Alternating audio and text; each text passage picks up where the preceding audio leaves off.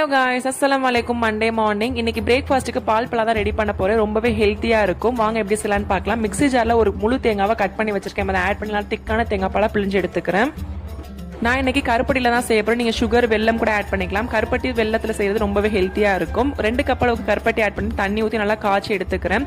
இடியப்பத்துக்கு மாவு batter ready பண்ணுவோம்ல, அதே மாதிரி தான் ரெடி பண்ணும். ஒரு பவுல்ல இடியப்ப மாவு ஆட் பண்ணிட்டு தண்ணி ஊற்றி நல்லா சாஃப்டா பிசைஞ்சு எடுத்துக்கிறேன். இட்லி பாத்திரத்தில் 2 டம்ளர் அளவுக்கு தண்ணி சேர்த்துட்டு தண்ணி லைட்டாக கொதி வந்தது 3 ஹோல் வச்சு ஒரு உரல் இருக்கும்ல, அதில் மாவு வச்சு லைட்டாக பிழிஞ்சு எடுத்துக்கோங்க. ஒவ்வொரு கொதி வரும்போது கொஞ்சம் கொஞ்சமாக மாவு ஆட் பண்ணிக்கோங்க. எல்லாத்தையும் ஒரே இடத்துல ஆட் பண்ணிடக்கூடாது. சில பேர் கையிலே ரோல் பண்ணி போடுவாங்க, அது ரொம்ப டைம் எடுக்கும். இந்த மாதிரி உரல் வச்சு பிழிஞ்சா ஈஸியாக இருக்கும்.